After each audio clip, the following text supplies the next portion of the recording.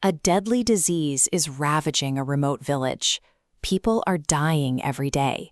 Yet instead of weeping over the bodies, the survivors are standing around with wide, unblinking smiles, happily stirring massive pots of boiling sap. This is the bizarre nightmare Taranath Tantric, a wandering occultist, walks into when he arrives in this remote settlement in the Bengal region.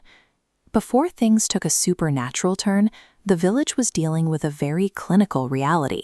A severe waterborne fever was wiping out the population, and the overwhelmed local doctor, Abhinash Kabiraj, was rapidly losing the battle to keep his patients alive. To prevent further infection from contaminated wells, the doctor ordered everyone to drink something else. The villagers began harvesting the sap from date palms, collecting it in clay pots, and boiling it in massive communal vats to stay hydrated.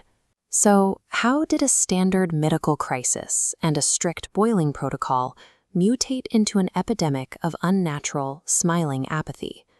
The escalation starts with a single breaking point. A villager named Photik loses his wife to the fever. The grief hits him so violently that he loses his mind, attempting to bash his own head against a wall. Desperate to save Photik's life from his own physical trauma, the doctor steps in. He administers a tiny fragment of a mystic Chinese root he acquired years ago, specifically meant to cure monobedona, deep mental agony.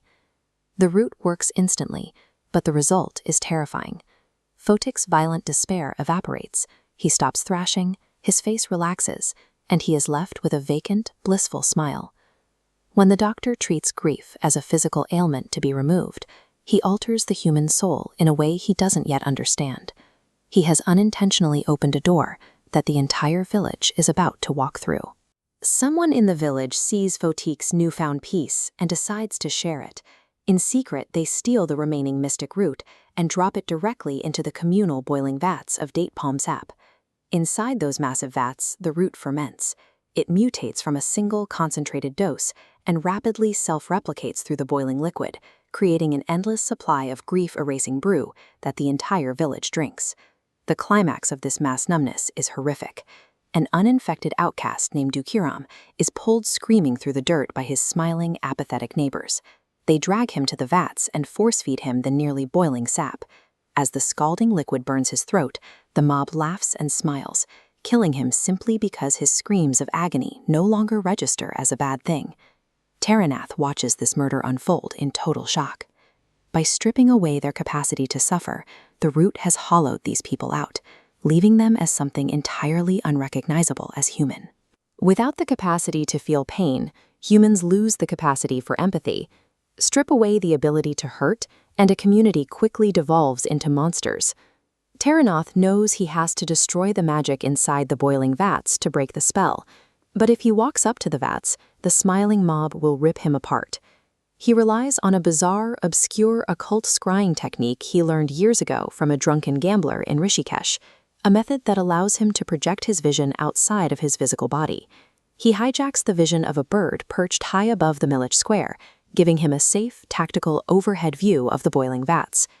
Using this remote aerial view to guide his physical hands, Taranath perfectly aims and flicks a small paper spell, written in crow's feather ink, directly into the boiling sap, neutralizing the magic on contact. By projecting his vision upward, Taranath finds the one angle the mob can't defend, a strike from the sky that severs the magical link before they even know he's there. The moment the spell breaks, reality crashes back into the village. The vacant smiles melt into expressions of absolute horror as the townspeople realize they just murdered a man with their bare hands. The tragedy continues to unfold naturally. Budan, an innocent little boy Taranath had befriended earlier in the day, finally succumbs to the original waterborne plague. Hours prior, under the influence of the sap, the boy's parents had sat with eerie, leg-dangling smiles while he burned with fever. Now they are utterly shattered, weeping uncontrollably over their dead child.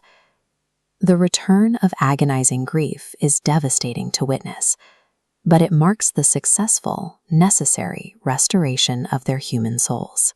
Unlike the doctor who tried to artificially erase Fotique's despair, Terranoth makes absolutely no attempt to magically revive the boy or numb his parents' pain.